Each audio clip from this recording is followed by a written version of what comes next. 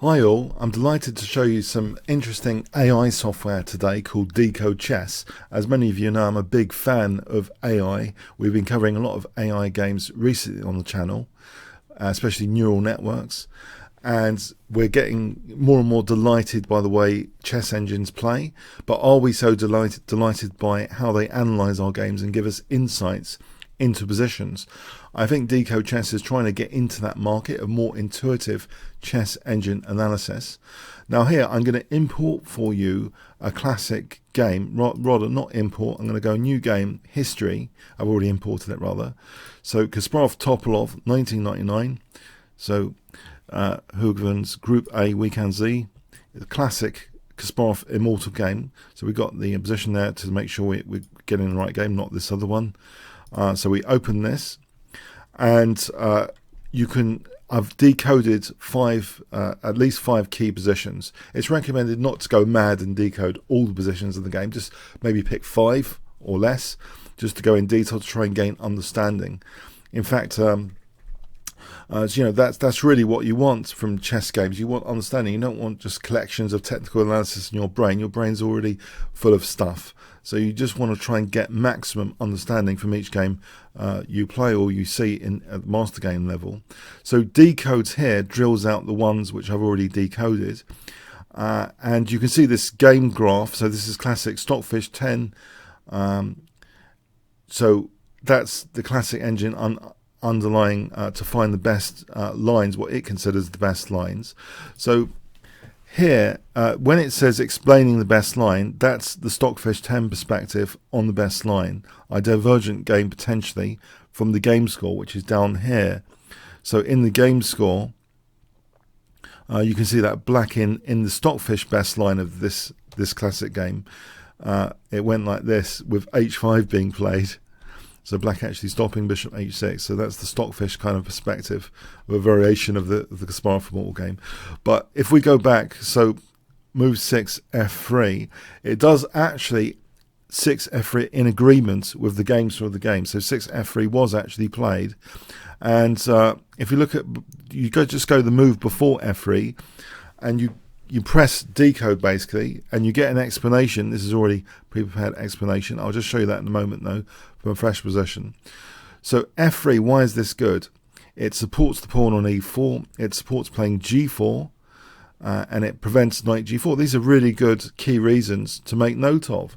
So great stuff, really. Pay attention to. It's got very specific points being made for what to pay attention to. So the white queen is helping support bishop h6, for example. Opponent intention, so you can drill into this. The black pawn at b7 can maneuver b5, b4. And we can get even more detail here of variations. So we can get a scenario here. So it's like, in a way, ordinary, very enhanced ordinary chess engine analysis, extremely enhanced, and all these nice tabs. The summary tab, putting a summary for all of this stuff, basically, as you might expect. So f3, very nice, intuitive explanation at move 6 for f3. And that's a typical move you play against the dragon structures. So that's why I thought that would be interesting to see what it says about that. So knight bd7. And here it's in agreement with the game move bishop h6. So why does it like bishop h6, which is Kasparov's move? It threatens bishop takes g7.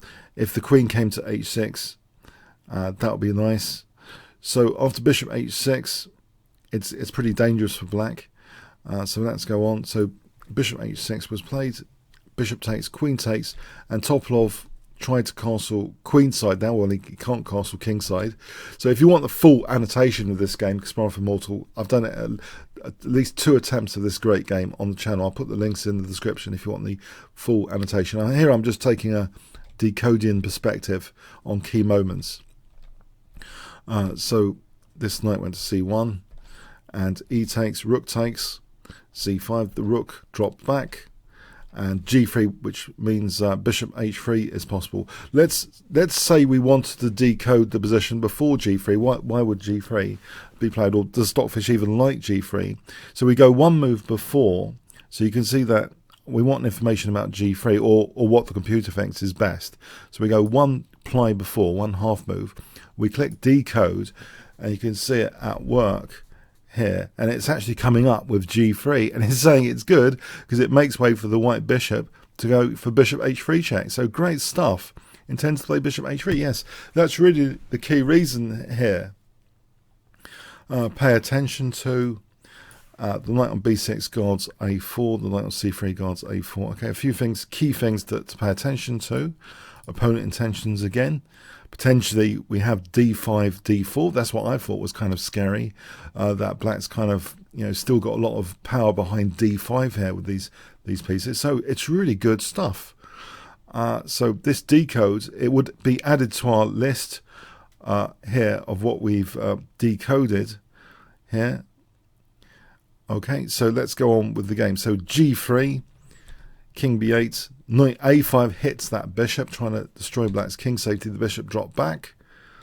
Bishop h3, taking that diagonal, kind of restricting opponent's king escape squares.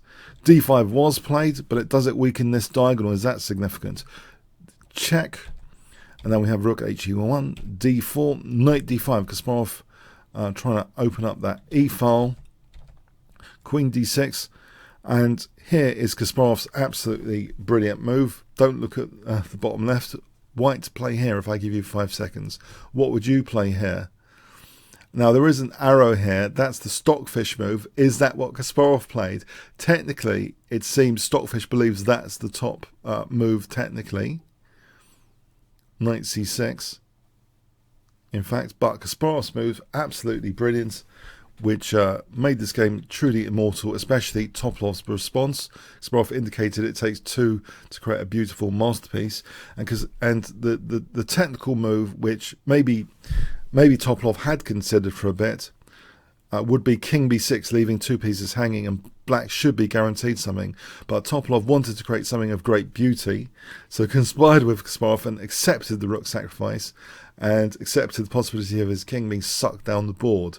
And that's why we have this absolutely beautiful immortal game. As I say, if you want the full detailed analysis, it's on the Kingscrusher channel. So we have rook e7 check, brilliant move, rook e7 check. Now it gets this after this very, very creative move from, you know, more technical move, rook e7 check. If we go here, does the engine pick it up? Does the decode? What does the decode interface say? So it has actually the best line here. We can put this away to get more space on the screen. Drill that back. It does actually give this best line here. As you can see, a very, very forcing line, which has great similarity to the game line, in fact. A little bit up to king takes a5, not b4 check. You can see a divergence there. So rook e7 check, though, is the absolutely best move, technically, it seems. King b6, queen takes d4 check. The king's being sucked down the board. So let's go back to the game score. So we're actually here, we're exploring the engine line, but let's go back to the game score. So queen takes d4 check. Now b4 check. Now queen c3 threatens checkmate. Topalov parried that with queen takes d5, addressing that threat. Rook a7 threatening rook takes a6 check. So Topalov playing bishop b7, that's taken, trying to distract the queen away from b3.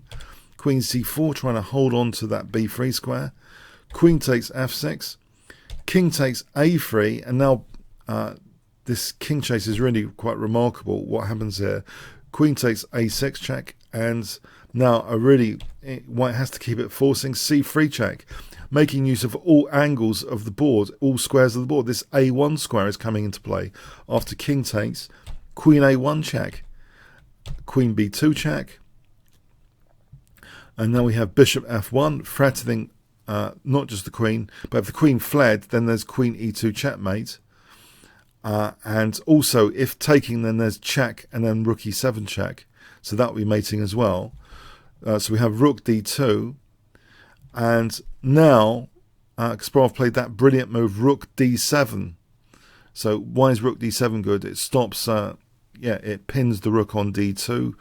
It threatens bishop takes c4. It threatens queen takes d2. So this brilliant move, rook d7, was played. So that was taken, and now Kasparov is gaining a material advantage. He has to address this dangerous pawn though. So the queen makes use of all the corners of the game spectacularly in this game, but now the counterplay is being reduced, and here Topalov resigns. So Kasparov's Immortal game, you can see from the decode perspective, it is really fascinating.